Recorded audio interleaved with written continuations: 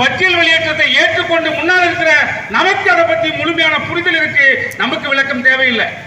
ஆனா ஒரு சிலர் எந்தவித அறிவும் இல்லாமல், எந்தவித ஒரு ஞானமும் இல்லாமல், எந்த விதத்தில் ஒரு புரிதல் இல்லாமல் பட்டியல் வெளியேற்ற கோரிக்கையை எதிர்க்கின்ற முட்டாள்களுக்கு நாம் சில பதிலை சொல்ல வேண்டியிருக்கிறது. அதுபோல பட்டியல் வெளியேற்றம் கேட்கிறார்களே, இவர்கள் சலுகை நிறைய இருக்குது, இவங்களுக்கு தான் நிறைய சலுகை இருக்க, அந்த சலுகையெல்லாம் வேண்டாம்னு சொல்லிட்டு நாங்க வெளியே போறோம் சொல்றாங்களே, திமிரோடு சொல்றாங்களே, இவங்களுக்கு என்ன திமிரா இல்ல? இவர்கள் பட்டியல் விட்டு வெளியில போக விரும்புகிறோம் என்று சொல்கிறார்களே, இவர்கள் அதை விட்டு வெளியில போய் வேறு ஒரு பட்டியலில் சேர்ந்து வேறு ஒரு சாதியோடு உயர்ந்த சாதியாக பெருமை பெற விரும்புகிறார்களா என்று ஒரு எண்ணம் இந்த பட்டியலில் இல்லாத தேவேந்திர குல வேளாளர்கள் அல்லாத சிலருக்கு இருக்குது. அவர்களுக்கு நாம் புரிதலுக்கு சில விளக்கத்தை சொல்ல வேண்டும். சார், பட்டியலில் இருக்கிற நாங்க எங்களுக்கு நிறைய சலுகை இருக்குன்னு எங்களுக்காக கவலைப்படுகிற பிற சமூகத்தவர்களுக்கு எங்களுடைய கேள்வி ஒன்னே ஒண்ணுதான். நாங்கள் இதை விட்டு வெளியில போனா எங்கள் சலுகை எங்களை விட்டு போயிடும் என்று எங்களுக்காக வருத்தப்படுகிற, எங்களுக்காக மனம் நொந்து போகிற, எங்களுக்கு அறிவுரை சொல்லுகிற, உங்களுக்கு தான் சலுகை இருக்க, சலுகையை வாங்க வேண்டியதானே, ஏன் அதை விட்டு வெளியே போகிறேன் என்று சொல்லக்கூடிய பிற சமூக மக்களுக்கு நாங்கள் அன்போடு சொல்வது, உண்மையிலே இங்க பாலாரும் தேனாரும் ஓடுது, இங்கதான் எல்லாமே நல்லா இருக்கு, இங்கதான் சலுகை அதிகமா இருக்குன்னா தயவு செய்து நீங்க இந்த பக்கம் வாங்க, நாங்க அந்த பக்கம் போறோம். நீங்க இந்த பக்கம் வாங்க, நாங்க நீண்ட காலமா இங்க இருந்துட்டோம், எங்களுக்கு இது வலிக்குது, நாங்க இதுல இருப்பது எங்களுக்கு ஒரு வழியாக இருக்கிறது. நீங்க இந்த பக்கம் வாங்க, நாங்க அந்த பக்கம் வரோம். இதை நான் சொல்லவில்லை, புரட்சியாளர் அம்பேத்கர் சொல்லி இருக்கிறார். எப்ப சொன்னாரு? 1956 புரட்சியாளர் அம்பேத்கர் இதை பதிவு செய்திருக்கிறார். அம்பேத்கர் என்பவர் உலகத்தில் ஒரு மாமேதை அவர். இந்திய அரசியலமைப்பு சட்டத்தை உருவாக்கி தந்திருக்கிறார். அவரு வாழ்நாள் முழுவதும் போராடினார். எதற்காக?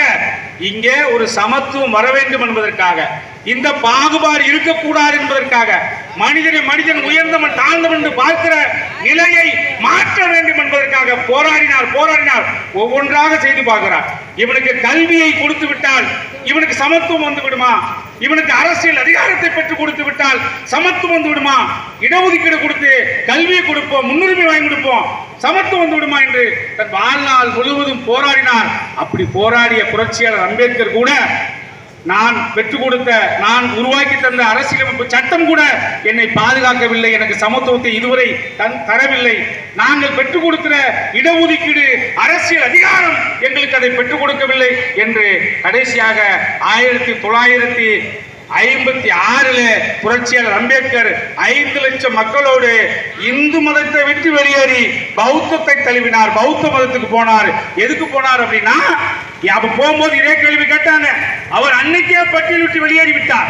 புரட்சியாளர் அம்பேத்கர் 1956 பட்டியலை விட்டு வெளியேறி விட்டார். வெளியேறி இங்கிருந்து அங்க போயிட்டாரு, பௌத்தத்துக்கு. ஏன் போனாரு?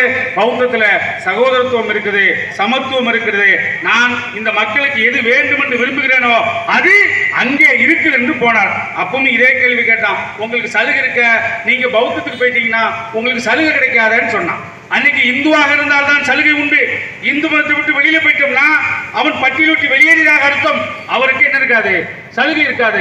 அம்பேத்கர் இதே கேள்வி கேட்டாங்க. அம்பேத்கர் ஒரு பத்திரிகையாளர் கேட்டார், அம்பேத்கர் ஒரு பிராமண இளைஞர் கேட்டார், உங்களுக்கு தான் சலுகை இருக்கிற, எம்எல்ஏ ஆகலாம், எம்பி ஆகலாம்ல, நீங்க அந்த இடஒதுக்கீடு வேண்டான்ட்டு, சலுகை வேண்டான்ட்டு வெளியில போறீங்களான்னு கேட்கும்போது அவர் சொன்னார் எங்களுக்கு சலுகையை விட எங்களுடைய மானம் முக்கியமானது என்று சொன்னார். சலுகையை விட எனக்கு மானம் பெரிதானது என்று சொன்னார். ஏனென்று சொன்னால், சலுகை என்னை எந்த அளவுக்கு உயர்த்தும் என்பதில் எனக்கு நம்பிக்கை இல்லை. ஆனால் நான் தன்மானத்தோடு இந்த மக்களை மாற்றிவிட்டால் அவனுக்கான தேவையை அவன் உருவாக்கிக் கொள்வான் என்று சொன்னார். ஆக சலுகையை விட மானம் பெரியது என்று அன்றே அம்பேத்கர் சொன்னார். அதைதான் அவர் வழியில் எங்கள் தலைவர் தமிழின வேந்தர் என்று சொல்கிறார். சலுகை என் மயிருக்கு சமம், சலுகை என் மயிருக்கு சமம், மானமும் மரியாதையும் என் உயிருக்கு சமம் என்று தலைவர் எங்களை வழிநடத்துகிறார். இது எந்த சாதிக்கும் எதிரான கோரிக்கை அல்ல. எல்லா சாதியோடும் சாதிய புகழ்ச்சில் இல்லாமல், சாதிய சண்டை இல்லாமல், சாதிய பகைமை இல்லாமல் ஒன்றாக சமத்துவமாக வாழ்வதற்கான கோரிக்கை பட்டியல் வெளியேற்றம். அதை தான் சொல்லுகிறோம், வெள்ளட்டும் பட்டியல் வெளியேற்றம், உருவாகட்டும் சமத்துவம் என்று சொல்லுகிறோம்.